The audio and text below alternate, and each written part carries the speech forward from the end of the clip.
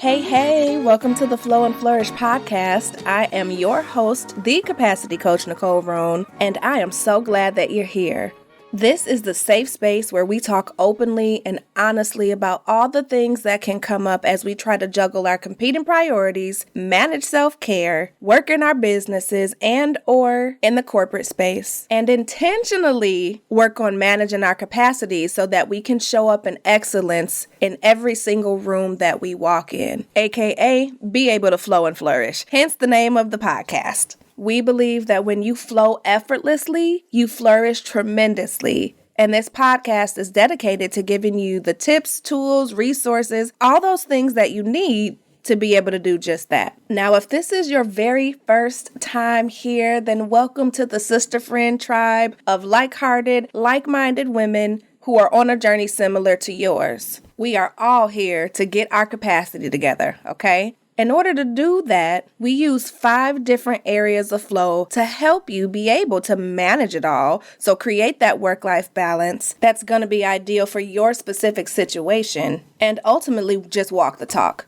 Now, more information on those 5 areas of flow can be found at the very beginning of this podcast. So episodes 1 through 5, I believe. So make sure that you tap into those so that we are all working from the same foundation as we collectively increase our capacity for sustainable success. If you've been here before, then welcome back, sister friend. I'm so glad that you choose to tune in and spend your time and energy with me. You already know that I do this for you because when one of us wins, we all win. Now, before we get into the episode today, I do have to let you know that this episode is being brought to you by the Capacity Calculator. Yes, the Capacity Calculator is a free tool that allows you to really check in on what really is on your plate and what are you making a priority in your personal or professional life. If you've never taken it before, then I invite you to go ahead and take it today. And even if you have taken it before, take it again because our capacity shifts based on the season that we're in. All of the details can be found on my website or right here in the show notes. So make sure you take advantage of this absolutely free capacity calculator tool that I created for all of us to be able to flow and flourish. All right, let's get into this episode. Hey, welcome to Women's History Month 2022. Now, I don't know about you, but I get excited every year at this time because it's literally an entire month that's dedicated to how we as women have contributed to history in significant ways. And for me, it's also an opportunity to really celebrate and brag on the people that are in my circle, that have influenced me, that have really shaped the woman that I have become and I'm continuing to become. So throughout this month, you are going to hear so many amazing podcasts from women that I believe are making history all over the place. For today, though, to really kick us off, I want to talk about how important it is as history makers, trailblazers, the first, the strong ones, all of those different titles and things that we carry, how important it is for us to really be able to celebrate our journey. And I'm going to give you 3 steps that will really help you to do that. Before I dive all the way in, though, I just want to talk for a second about why I do this series in particular. This is the 2nd year that I've done this I Am a History Maker thing, and next year you can absolutely look for an in-person event where we are celebrating all the women around us. But for now, I just want to go back and tell you why I actually started this. The main reason is because I see so many women like me who are running around doing all of the things, knocking out goals, achieving great things, both personally and professionally, yet we don't take a moment, let alone a nanosecond, to celebrate ourselves, to acknowledge all the things that we're doing and how that is literally shaping and reshaping history, not just for our lifetime, but also for those who are standing next to us, who are coming behind us, our children, our grandchildren, generations to come. The work and the things that we're doing today is going to directly benefit those that are currently attached to us and who will be attached to us in the future. So this whole podcast series is to force us to sit down and acknowledge that we are history makers, that we are trailblazers, that we are women of influence and impact, and to celebrate that. Okay, so with that, as I was preparing for this episode, of course, y'all know I did a little bit of research, and the theme for this year's Women's History Month is celebrating healing and hope. And if there's anything that I know a little bit about, it's about both healing and hope. And so today I want to focus on helping us to really celebrate our journeys, specifically in the healing process, right? Because healing is going to look different for everybody. I don't know what you're healing from. You may not know what I'm healing from. But what I do know is that it's a process and it's a journey. And because it's a journey, that means that it's going to be this continuing process, right? So what I'm about to share are what I consider the keys necessary to celebrate your journey, whatever that may look like for you. And if you've listened to this podcast before or seen me speak or any of those different things, you know that I have these keys that are used to manage your capacity. And those are through awareness, alignment, and action. So similarly, in order for us to really celebrate this journey, we have to be able to do three things. And that is to understand how acknowledging, accepting, and adapting impacts our ability to do that. So let's just start with acknowledging. Now, I mentioned a little bit earlier that each and every one of us are on our own unique journeys. Now, they might be similar, some might even feel identical, but we have to remember that our journey is our journey, and it's gonna look different from everybody else's. So as we work on this first step or key to really being able to celebrate our journey, it's to acknowledge, number one, that my journey is gonna look different from yours. I know that there's some kind of saying that's like, comparison is the thief of joy, or something like that. So in this moment, I want you to really acknowledge that wherever you're at in your journey, stop comparing yourself to somebody else's, because you don't know what their journey has been like. And the sooner that you're able to do that, the more you're able to really sit back, reflect, and celebrate just how far you've come. So use me, for example. There are like 15 different journeys that I'm on right now, especially when I think about healing. I'm on a journey of recovery from struggling with my mental health. I'm healing from being in toxic work environments, and that's a journey in and of itself. I'm on this journey of entrepreneurship. I'm healing from shame, regret, perfectionism, and I'm also on this never-ending journey of loving myself unconditionally and giving myself grace, the same grace that I extend to everybody else around me. At the same time, I'm also healing from unhealthy or toxic relationships and having to release those in order to become the person that God has called me to be. I'm healing from mom guilt that still pops up and in real time popped up over the weekend as I was celebrating some time by myself. The point is, any or all of those journeys require you to be able to focus on you, not what your sister's doing, not what your best friend is doing, not what, your sister friends are doing. Because if you're looking at what they're doing and comparing your journey to that journey of theirs, chances are you're going to feel some kind of way. So focus on you. Focus on your journey. And while you're acknowledging, this is also going to allow you to, number two, to really focus on just how far you've come. Man, when I think back 6 months ago to where I was, a year ago to where I was, even 3 years ago, this journey has been full of ups and downs, similar to that of a roller coaster. But what helps me be able to celebrate all of that is acknowledging just how far I've come. And that's for both my personal and professional life. You've heard me say 1 billion times that I looked really good on paper, right? On the outside, but inside was a hot mess express. And on the days where I feel like, you know what, I don't have it all together, I'm at max capacity, I can't do this anymore, acknowledging how far I've come gives me that oomph, motivation, and resilience to keep going.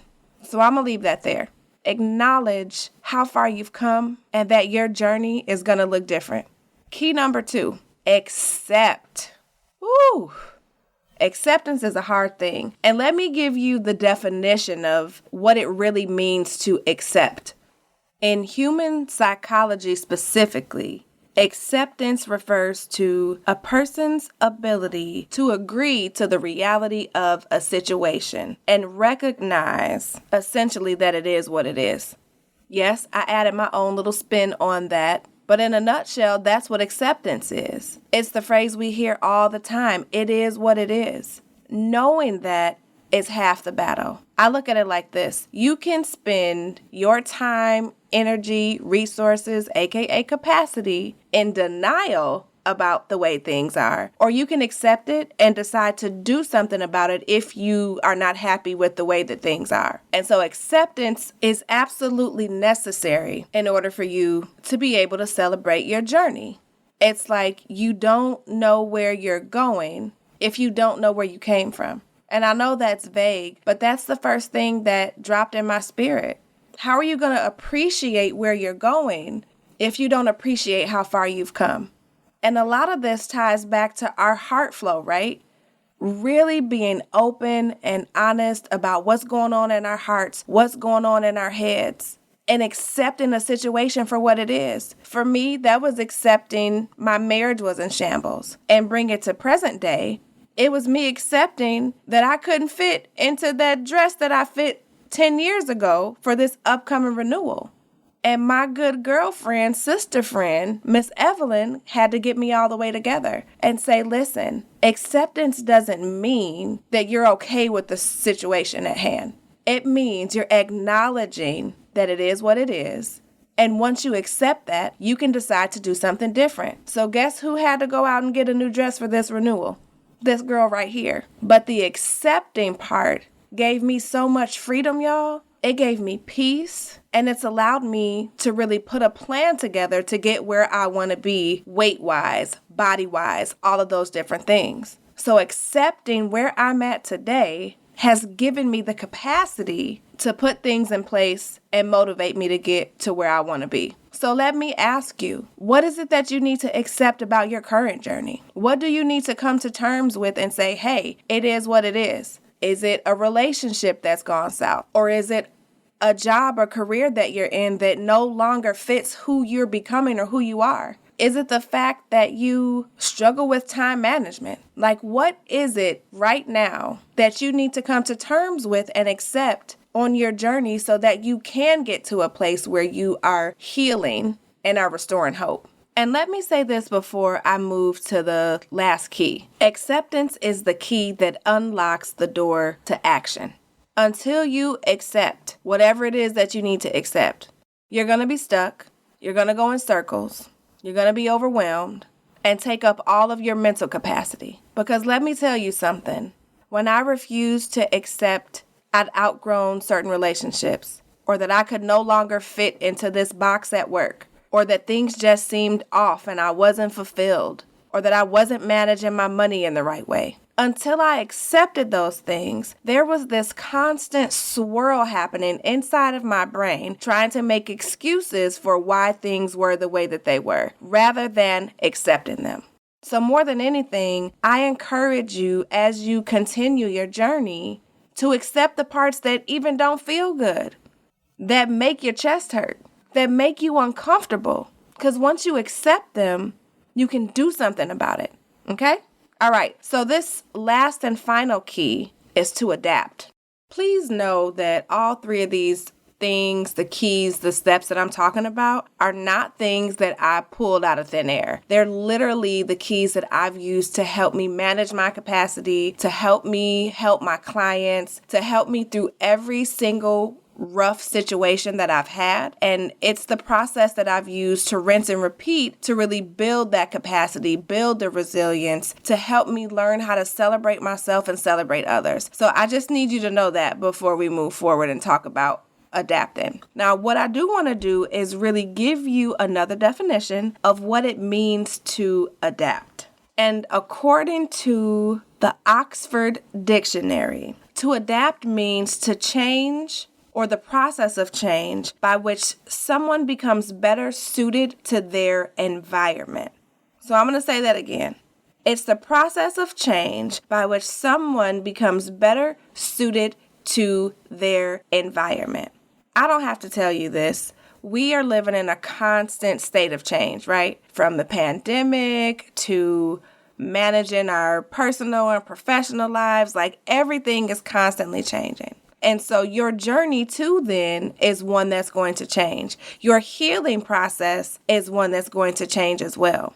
I did an episode, a couple of weeks ago, maybe a couple of months ago, where I talked about giving yourself permission. And this is where the rubber meets the road on that. As you sit back and acknowledge your journey, as you accept where you're at, give yourself permission to adapt whatever it is that you need to adapt to fit where you are today. This also goes back to heart flow, right? Understanding what are your values. What do you need today? Not what you needed yesterday, not what you needed 6 months ago. In order for you to continue on the journey that you're on and celebrate that journey, what do you need to adapt? What needs to shift in your environment? Whether that's mentally, emotionally, physically, financially, you got to take the time and figure out what needs to adapt and give yourself permission to do that.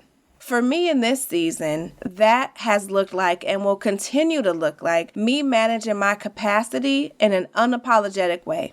So when I need to pause because I'm overwhelmed with grief as it pops up or the challenges of being a mom and a wife and this whole 10-year renewal that I keep mentioning, running a business, being an entrepreneur, needing to reshift, refocus, and realign, I'm going to continue to adapt so I can have a sustainable journey. Right? And so I want to encourage you to identify what things, people, places, situations need to be adapted to fit your current environment as you're on this journey or the variety of journeys if you're anything like me.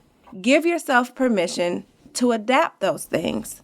And let me say this too. This is also where recognizing and understanding your own capacity comes into play. Like what's taking up your capacity mentally, emotionally, financially, and what needs to shift? What do you need to adapt? And oftentimes it's just that first step of identifying what it is and then giving ourselves permission to shift or change things that we wouldn't normally change. And I'll keep using me as a primary example. The major thing that I had to give myself permission to adapt for my own mental, emotional, physical health, as well as the calling that God has on my life, was to walk away from that job, that career that I loved so much. That's not normal. For me, it wasn't. And some days, let me be honest, I said it on a podcast that I was on a couple of weeks ago. Some days I'm like, you know what, maybe I need to just go on back out here and go back to corporate because the way my capacity is set up, it's doing things out of the ordinary that you wouldn't normally do. But that's part of the journey. And that's the beauty of the journey. You get to decide what needs to be adapted to fit my circumstances. And that's where making yourself the priority comes into play. And I'm not saying make yourself a priority before God or anything like that, but at least put yourself on that list, right? And as you celebrate your journey in this season, think about how you've been able to do just that. How have you made yourself a priority? How have you put yourself on your own to-do list? That's progress. Because 2 years ago, I was nowhere on that list. Nowhere to be found. And that's progress. And I'm going to celebrate it. And so I want you to do the same thing. Now, I've said all of that to say this. Being a history maker is not easy. Being a trailblazer is not easy. And can I be honest? Sometimes it's not fun. The end result is fun, right? When you get to see how many people you have impacted, transformed, motivated, and literally changed their lives. But the process, the journey, child, it's ugly. But there are beautiful parts that are interwoven in between that, which is why I am asking you to celebrate your journey. Celebrate what you've healed. Celebrate the hope that's been restored in your life because of the journey that you're on. Take a minute and do that, because as you do that, you're going to teach the people around you how to do the same thing. And let's be honest, that's really what this is about. I tell you all the time, I don't do this podcast for me. Has it become my baby? Absolutely.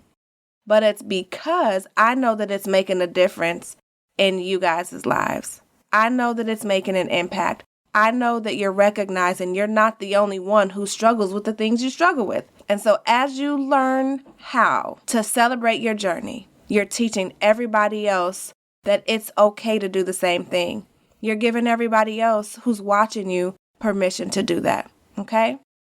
Now listen, for the rest of this month, I know you better tune in because there are some dynamic women who I am going to have on the show. I'm going to have 2 episodes per week for this entire month to really highlight so many of the amazing women who have not only had an impact on my life, but are changing other women's lives around the world and literally making history. So if you are not subscribed, I'm going to need you to go ahead and do that ASAP. I also need for you, if you are either new here or you are a continuous OG listener, I need you to make sure that you are rating and reviewing this podcast because it cannot continue to be the world's best kept secret. Everybody I know needs some help managing their capacity and really utilizing and getting their hands on the tools, tips, and resources that are shared here. So make sure that you are, again, rating, reviewing, and sharing this with other women who you know need to hear it. But as we get ready for next week, let me just tell you, I have the confidence doula in the building. She is going to help us get our confidence together with her different confidence mantras. So I need you to make sure that you tune back in here. And the following week, I'm not even going to tell y'all. Y'all just need to tune in. It's going to be amazing. So help me to celebrate Women's History Month just like you did last year. I promise you, you will not be disappointed. Until next week, thank you for continuing to allow me to pour into you, to be your capacity coach. I pray that your week is off to a beautiful start. I thank you for spending your time, energy, and day with me.